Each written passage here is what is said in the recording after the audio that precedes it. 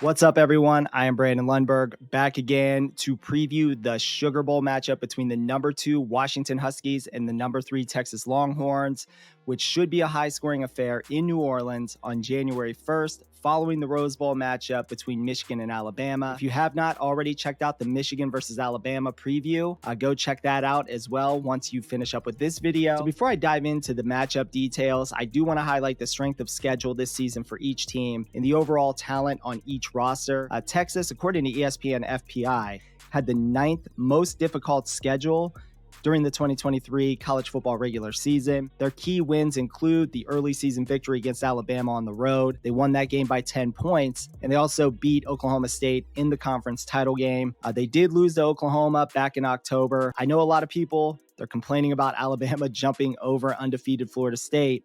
They should be more upset about Texas making that leap than they are Alabama, by the way. Now, as far as Washington's strength of schedule on the 2023 college football season, Washington, they finished with the 12th highest rated schedule according to ESPN FPI. I do not know how they finished with a worse strength of schedule ranking than Texas, according to ESPN FPI. Washington, they have key wins on the road versus Arizona, at home versus Oregon, at home versus Utah. They won on the road versus Oregon State, and then they beat Oregon for a second time in the Pac-12 title game. Let's move on to the overall talent distribution for each of these two rosters. Now, I talked about this in the Alabama-Michigan preview and who might have the talent advantage, and I like to examine this using the 24/7 Sports talent composite ratings. And for Texas, they rank 6th. The Washington Huskies, they rank 26th in total talent, and they have 0 5-stars on their current roster. Now, Washington, they do have 27 4-stars on their roster, but Texas still outnumbers them with 47 total 4-stars on their current roster. So if you want to look at this from a talented roster standpoint,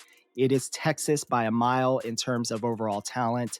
Now, in terms of the 2024 NFL draft, Washington, they have about 9 players projected to be drafted. Upwards of 3 or 4 could go in the first round.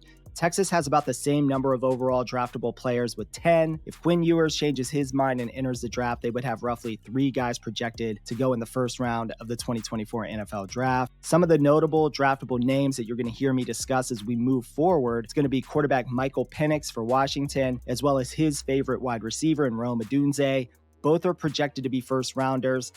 Penix is a fringe round 1, early round 2 value, but if someone loves him, he can absolutely jump higher into that mid to late first round range. We also graded edge rusher Bralen Trice in the first round, as well as offensive tackle Troy Fontenot. As for Texas, I really love interior defensive lineman T'Vondre Sweat.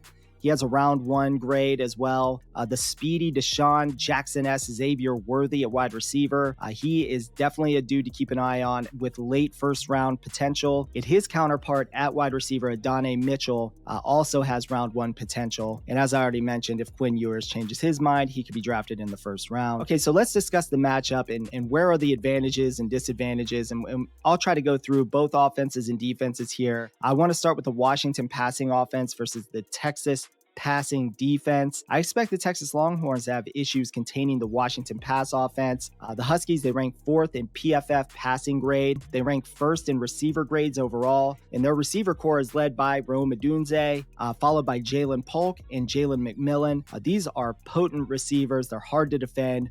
Rome Odunze, he is the featured receiver in this offense. He is leaned on heavily in key situations. Michael Penix has 0 problem just tossing it up to Odunze, and Odunze is actually one of the top receivers in college football in terms of contested catch rate. On the season, he ranks 3rd among the nation's top targeted receivers with a minimum of 75 targets or more during the 2023 season. Washington also has a knack for the explosive play. They rank 2nd nationally in 20-plus yard pass plays with 74 of those on the season. The Texas defense, they allow an enormous number of explosive 20-plus yard pass plays on the season. They rank 74th nationally in that category, so that's something to keep an eye on as well, especially if Texas struggles to get pressure on Michael Penix. As far as the run game for the Washington Huskies, they are led by Dylan Johnson. He has the 22nd highest run grade in the nation. He has the 12th highest offensive grade among rushers with at least 100 rush attempts in 2023. He has 1,100 yards on the season, 14 rushing touchdowns. He is also a very capable receiver that can be forgotten about when it comes to all of the other weapons in this Washington offense. So keep an eye on that. The Washington offensive line, it's pretty solid as well. They have two excellent tackles led by Troy Fontenot, who we have tagged with a late first to second round grade in the 2024 NFL draft, and they have a very good center. The area to keep an eye on will be the two guards matched up against the interior defenders from Texas. I believe this is going to be a key area, especially when it comes to allowing pressure that could affect Michael Penix in the passing game. The offensive line is average at best in terms of run blocking overall. This is one of the key areas that I'm going to hit on a little bit more at the end of the video in terms of the matchup, where I believe Texas has a massive advantage. So what about the Texas Longhorn offense? Where are the advantages for the Longhorn? The Washington defense, it's not a great unit. They are average at best. They allow about 24 points per game. They have the 50th ranked run defense overall. They're also equally bad, if not worse, at defending the pass, ranking 122nd. I believe Texas can exploit the Washington pass defense in a lot of the same ways that we just discussed Washington's pass offense versus the Texas pass defense. So Texas, they feature Xavier Worthy at receiver with Adonai Mitchell, and then they have an elite tight end in Jatavion Sanders. That's a lot to worry about for this Washington defense. Texas is also a team that can run the football efficiently. They average 189 yards per game on the ground. And the Washington defense, by the way, they're giving up 133 yards per game this season. That is definitely a matchup to pay attention to. Texas, as far as run blocking grade per PFF, they rank 50th in that.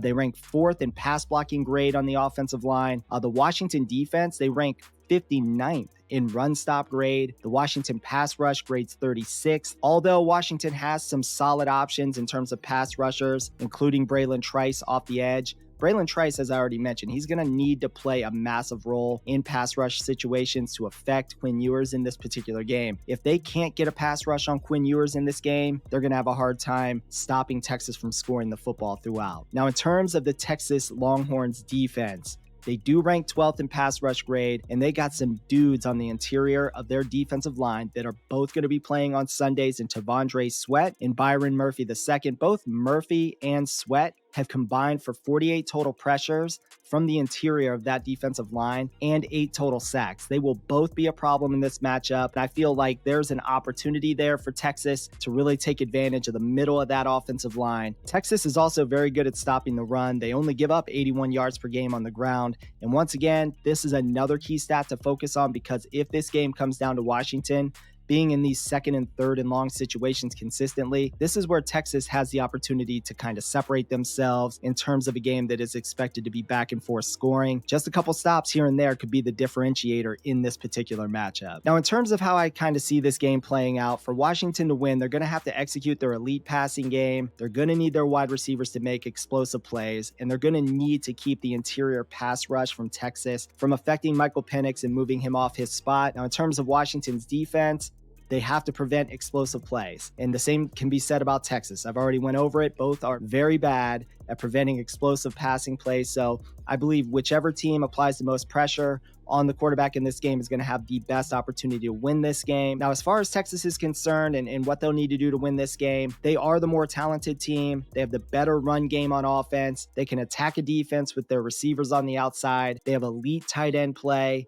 They are better in the trenches, in my opinion, than Washington is.